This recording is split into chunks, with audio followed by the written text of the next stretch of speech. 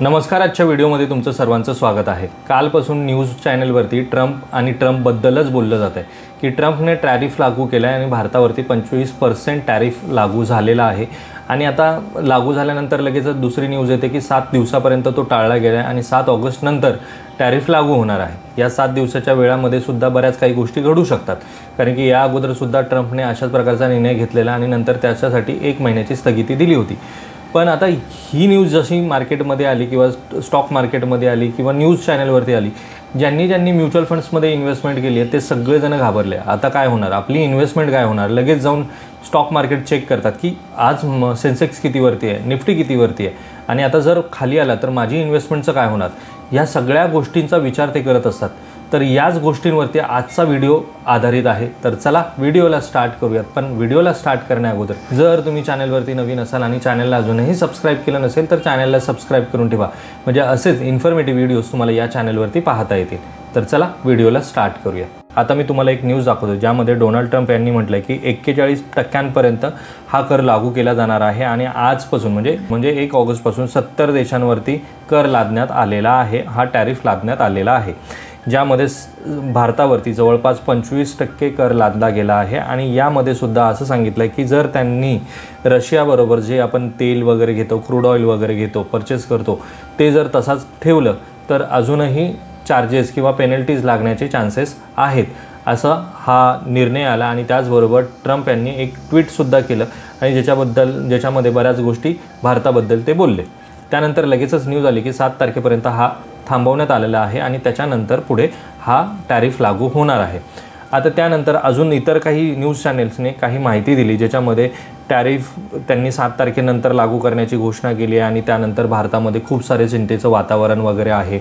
आता हे news channel आहे, जर त्यांनी सगळ्यात चांगल्या पॉझिटिव्ह गोष्टी तुम्हाला सांगितल्या तर तुम्ही त्या न्यूज का बघणार ना. असंच होतं ना, जर आपण काहीतरी वेगळं दाखवलं गेलं तर तेच न्यूज चॅनल आपण पाहतो.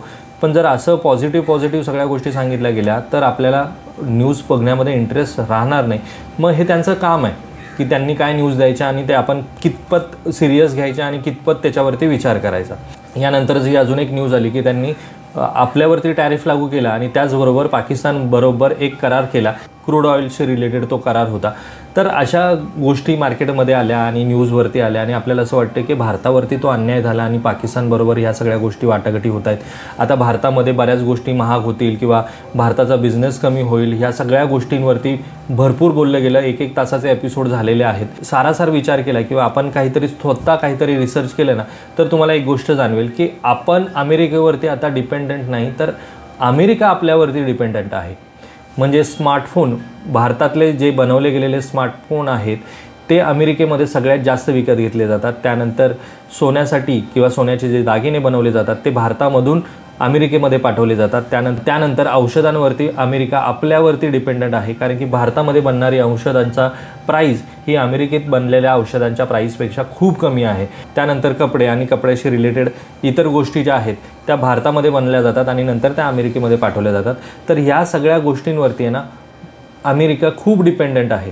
आणि जर त्यांनी टॅरिफ लादला तर भारत पण त्याच्या अगेन्स्ट टॅरिफ लादणार. जर आता हा टॅरिफ त्यांनी लागू केला तर काय होईल, तर त्यांच्या देशामध्ये ह्या वस्तू महाग होणार.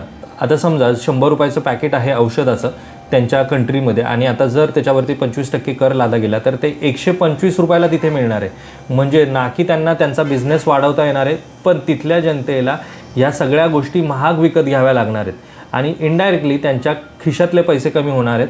आणि या सगळ्या गोष्टी जेव्हा त्या लागू होतील तेव्हा तिथल्या लोकांना सुद्धा समजतील आणि ऑटोमॅटिकली आता जो टॅरिफ लागू केलेला आहे त्याच्यावरती विचार केला जाईल, तिथला गव्हर्नमेंट विचारसुद्धा करेल. तर ह्या इतर सगळ्या गोष्टी आहेत आणि ह्या गोष्टींचं आपल्याला काय घेणं देणं आहे. आपण आपली इन्व्हेस्टमेंट करतो आहे तर ती म्युच्युअल फंडमध्ये करो किंवा स्टॉक मार्केटमध्ये करो, ती इन्व्हेस्टमेंट तशीच ठेवायची आहे. त्याच्यामध्ये घाबरून जायचं काही कारण नाही. तर अशा गोष्टी होतच राहतात आणि त्याच्यावरती काही ना काही सोल्युशन्स काही काळामध्ये निघतात. पण त्यामुळे आपण आपल्या इन्व्हेस्टमेंटवरती घाबरण्याचं कारण नाही. लगेच जाऊन आपण आपला इन्व्हेस्टमेंट पोर्टफोलिओ पाहायचा, आम्हाला किती लॉस होतो आहे, किती प्रॉफिट होतं आहे, ह्या गोष्टी जर करत बसलात तर तुम्ही इन्व्हेस्टमेंट करू शकणार नाही. लाँग टर्ममध्ये तुम्ही टिकणार नाही. म्युच्युअल फंड्समध्ये किंवा कोणत्याही इन्व्हेस्टमेंटमध्ये टिकण्याचं मेन कारण म्हणजे तुम्ही लाँग टर्म इन्व्हेस्टर असाल तर. असं कोणीतरी सांगतंय की आज मार्केट पडणार आहे, उद्या मार्केट वर जाणार आहे, असे कित्येक जण मार्केटमध्ये आले, स्टॉक मार्केटमध्ये आले आणि गेले सुद्धा.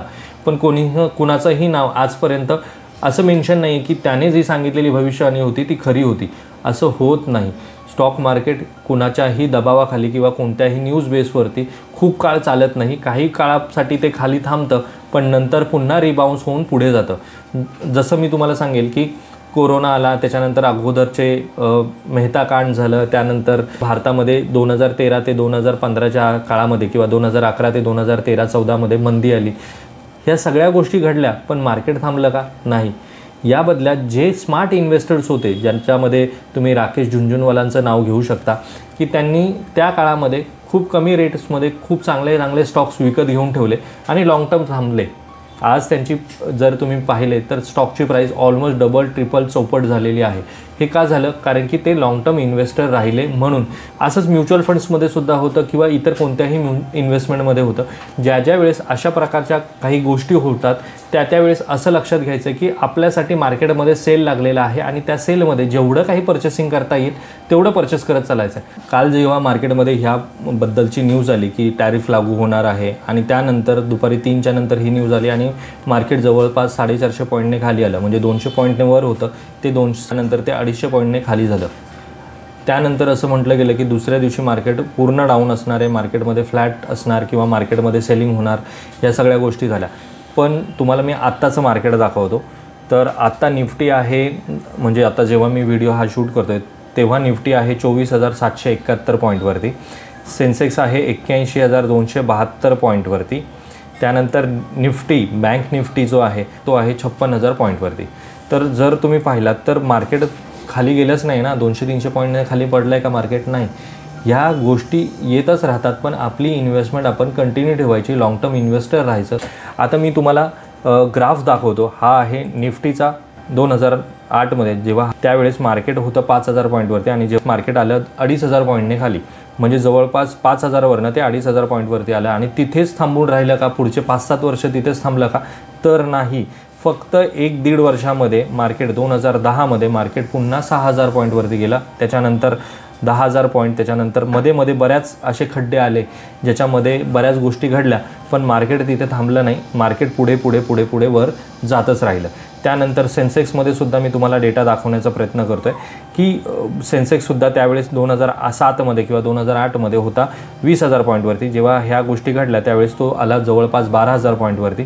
त्याच्यानंतर बऱ्याच गोष्टी घडल्या, विजय माल्याशी रिलेटेड गोष्टी घडल्या, त्यानंतर येस बँकशी रिलेटेड गोष्टी घडल्या, त्यानंतर कोरोना आला, त्याच्यानंतर इतर काही गोष्टी घडत गेल्या. भारतामध्ये युद्ध झालं, या सगळ्या गोष्टी घडत होत्या. अमेरिका युद्धामध्ये उतरली होती, इस्रायलचं युद्ध चालू होतं इतर देशांबरोबर, या सगळ्या गोष्टी घडत होत्या. पण तरीसुद्धा मार्केट कुणासाठीही थांबलेलं नाही. या छोट्या गोष्टींवरती न्यूज बघून लगेच पॅनिक व्हायचं नाही, लगेच घाबरायचं नाही. जर तुम्ही लाँग टर्म इन्व्हेस्टर असाल तर ह्या गोष्टींकडे एक संधी म्हणून बघा की जेव्हा मार्केटमध्ये अशा काहीचा लो येतो किंवा अशा टाईपचा डीप येतो त्यावेळेस तुम्हाला इन्व्हेस्टमेंट करण्याची संधी आहे. आणि त्यावेळेस जर तुम्ही इन्व्हेस्टमेंट करताय तर तुम्हाला कमी अमाऊंटमध्ये जास्त क्वांटिटी विकत घेता येते आणि लाँग टर्म इन्व्हेस्टर राहिला तर त्याचा इम्पॅक्ट तुम्हाला पुढे जाऊन नक्कीच कळणार आहे. जर तुम्ही माझे व्हिडिओ बघत असाल तर तो इम्पॅक्ट जो आहे तो सुद्धा मी माझ्या व्हिडिओजमधून दाखवण्याचा प्रयत्न केलेला आहे. त्यानंतर बँक निफ्टीबद्दल सांगतो. कोरोनाच्या काळामध्ये जेव्हा मार्केट 31,000 पॉईंटवरती होतं, कोरोनाची न्यूज आली आणि मार्केट बँक निफ्टी जी आहे ती जवळपास 19,000 पॉईंटवरती आली. म्हणजे 11,000 ते 12,000 पॉईंटने मार्केट खाली पडलं. पण ते तिथेच थांबलं का? म्हणजे 2020 नंतर 2021च्याच मध्ये पुन्हा मार्केट 35,000 पॉईंटवरती गेलं. म्हणजे जवळपास फक्त 1 ते 1.5 वर्षाच्या डिफरन्समध्ये मार्केट रिबाउंड झालं आणि गेल्या वेळेचा जो त्याचा हाय होता त्या हायला तोडून तो पुन्हा वरती गेला आणि आता मार्केट 56,000 पॉईंटवरती आहे. म्हणजे कोरोना जाऊन खूप जास्त काही वेळ झालेला नाही. 5 वर्षापूर्वी कोरोना आला होता आणि आता 2025मध्ये आपण आहोत. 31,000 पॉईंटवरनं मार्केट आता झालेलं आहे 56,000 पॉईंटवरती. म्हणजे हा डिफरन्स आहे. जर तुम्ही लाँग टर्म इन्व्हेस्टर असाल तर अशा छोट्या मोठ्या गोष्टी मार्केटमध्ये येतच राहतात, त्याच्यामध्ये घाबरायचं नाही. तर त्याचा एक फायदा घेण्याचा प्रयत्न करायचा की हेच मला ह्या व्हिडिओच्या माध्यमातून सांगण्याचा प्रयत्न होता की जर अशा काही गोष्टी घडत असतील तर याचा फायदा घ्या, पण मार्केटमधनं एक्झिट होऊ नका. तर माझ्यामध्ये तुम्हाला समजलं असेल की मला तुम्हाला काय समजवायचं होतं. जर आजचा हा व्हिडिओ तुम्हाला आवडला असेल तर व्हिडिओला लाईक करा. चॅनलवरती जर तुम्ही नवीन असाल तर चॅनलला सबस्क्राईब करा. भेटूयात मित्रांनो अशाच एका इन्फॉर्मेटिव्ह व्हिडिओमध्ये. तोपर्यंत बाय बाय.